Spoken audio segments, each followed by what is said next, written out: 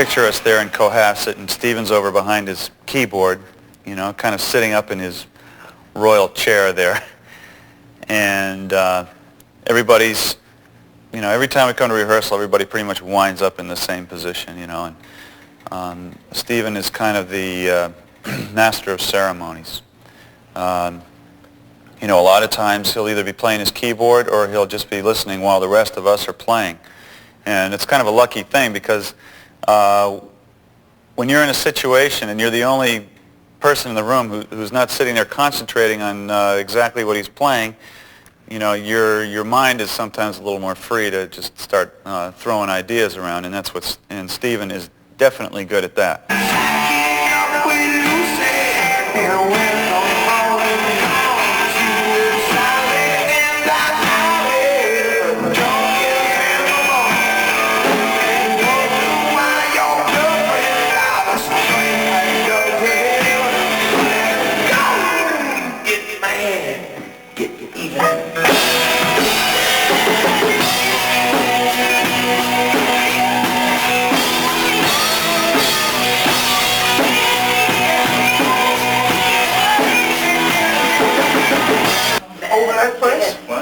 Yeah, so we get the title coming back, and you can do those stats, you know. Just play it into that.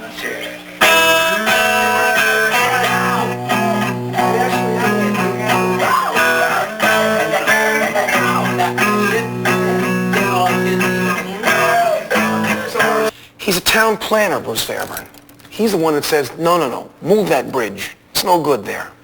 We should put a tunnel there, move the bridge, and that way we can get to point A to point B. He's a town planner, so when I walk in with all my scatterbrain stuff and Brad's got a song, you know, he puts it in its place. He goes, no, go to there, go to here, go to there, and I go, no, Bruce, fuck you. He says, well, why do you feel that way? And we talk it out. It's just another wall to bounce off of, you know? Chorus, we just pay off and come in on gangbusters. Now it floats, and then just when you start to get a hold of it, it floats away on, and it's gone. And it's okay to do that the first time the chorus comes up because you know you're teasing a little bit, you know, and you want it. You want next time it comes up, you think, yeah, here it comes, here it comes, here it comes. What he does is he's very objective about the songs, and he isn't as emotionally attached to them as we are. So it's a lot easier for him to kind of come in and cut and maim and, you know, say this doesn't work, this is terrible, or this is great, or, you know, and. You know, by the end of the album, I usually hate him, you know, because he's so, you know, he's a taskmaster. But you know, after a few months, I start looking forward to talking with him again. That's right, 2 or 3 tracks in a day. I mean, it takes you guys fucking nothing to do guitar parts. I mean, that's great. Steve's real quick on vocals. I'd rather use the time up front here to see if another hit hits the table or, you know, another gem comes in writing, you know. Bruce Fairburn very much is listening for those musical elements that stand out immediately, strong statements. I mean, the generic industry term is hooks. You know, when somebody came to me once and said, you've got a lot of hooks in your music, I knew what they meant, but I was surprised.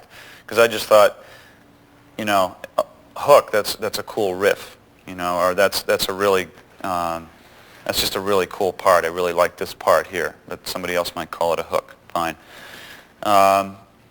But if you're going to make a living doing this, I suppose they better be in there. So consequently, when we were doing the album, when we were finishing up the album, when we went online in Vancouver, we had an A-list and a B-list. Okay, the A-list had The Love in an Elevator, big hit, right? Hey, it's finished, it's happening.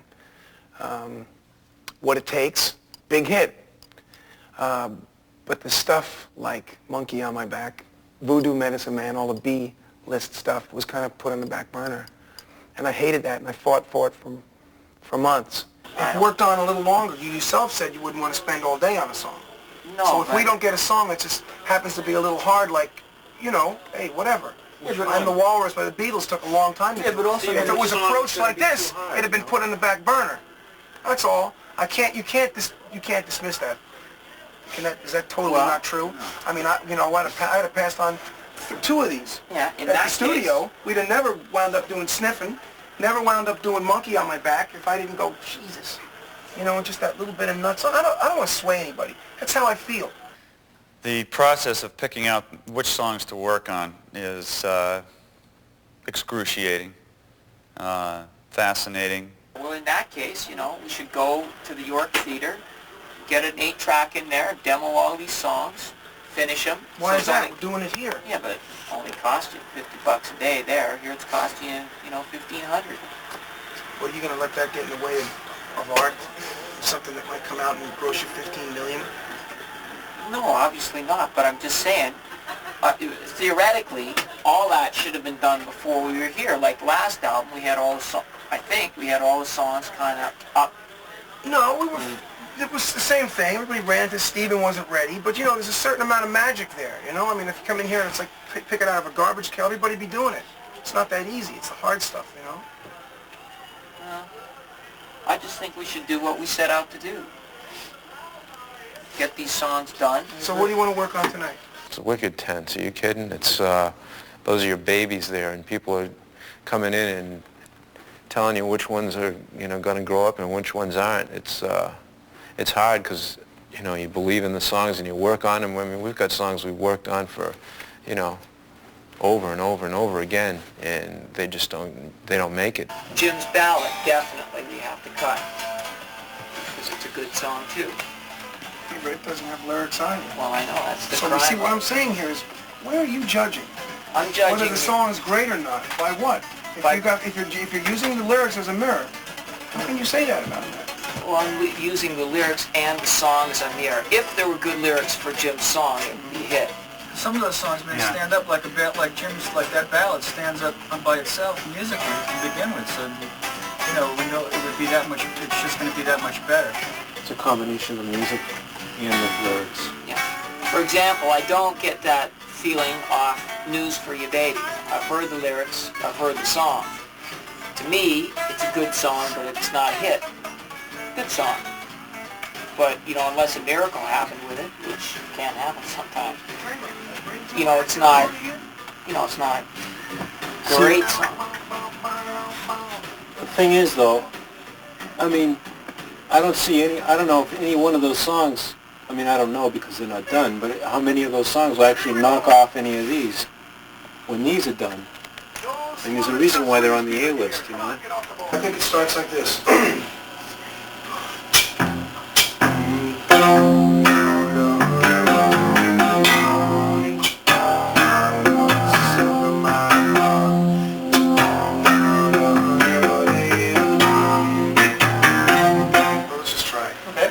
Jim Balance he's a master.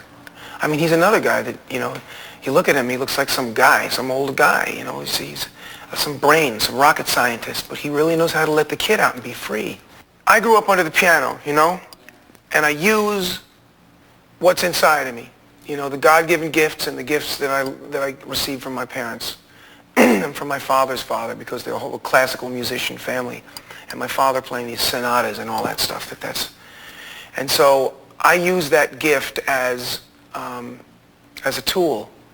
So I get myself this new age stuff called a Korg. Okay, it's a piano. It's got like 99 presets, different things, everything from the Mormon Tabernacle Choir to slap bass. Anything you can imagine, you can do. Anything you can imagine.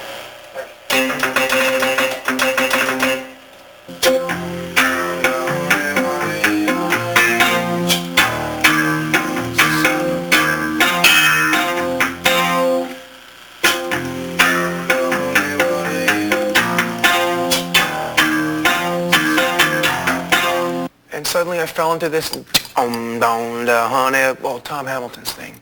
That was a little of Tom Hamilton's thing. But I fell into that, and I went into. I'm also a drummer at heart too, so I got all this down. The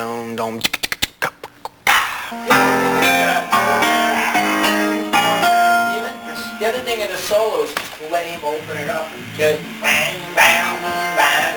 You know, let him. Rather than being tight with the bushes so much. Well, again, the structure of it. Yeah, but feel free maybe, Brad. Brad, once you know this, to let it go, because Joe's going to be screaming over top of that, so you want to get some real rave out there. Well, if you fall away from this pattern, Joe's doing that rave, I'm not going to be sitting on stage playing the piano. You really got to be...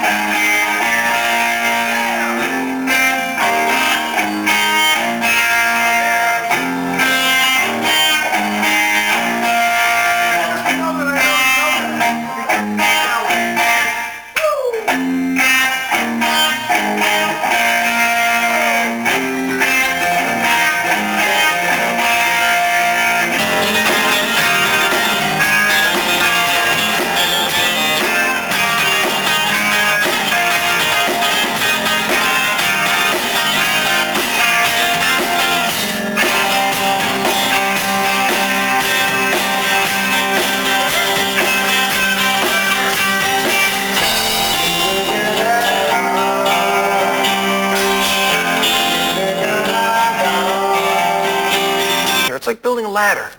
You've got 2 long pieces of wood that gives you the height, and you've got 12 vertical pieces, horizontal pieces. You put the first one in, so you glue it into place and you step up on it, and you put the next one in, and you climb. Before you know it, you can be at the top gluing in the last one, and you're way up off the ground.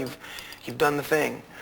The song was pretty much the same thing, but when I heard Janie's Got a Gun, I thought, whoa, I got to fill the blanks in. I don't want to, talk about what? Gnarling and cleaning and bluing a gun and what deer you shot away the year before? No.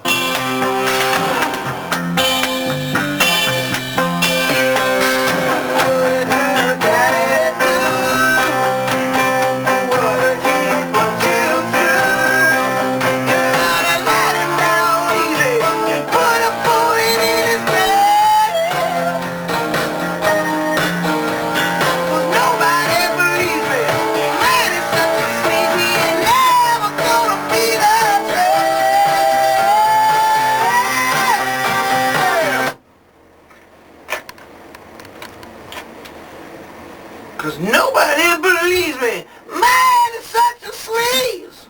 Found myself a Time magazine where the cover was full of documented minute-by-minute deaths in the United States by people who had a gun.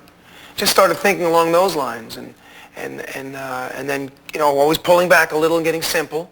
Run away from the pain. Let them do it one time so we don't waste the take.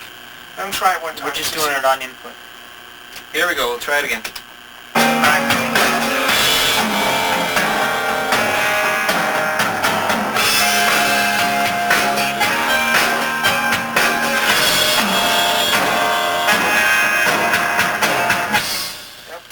The first kick entry sounds awkward to me with the double hit.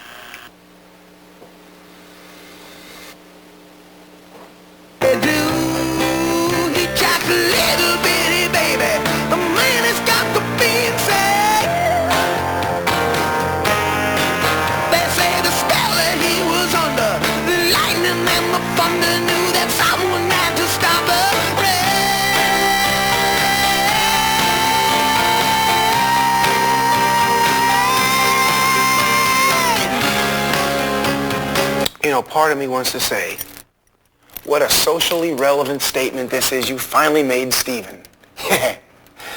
And the other part says, well, that may be true, but it's really only rock and roll.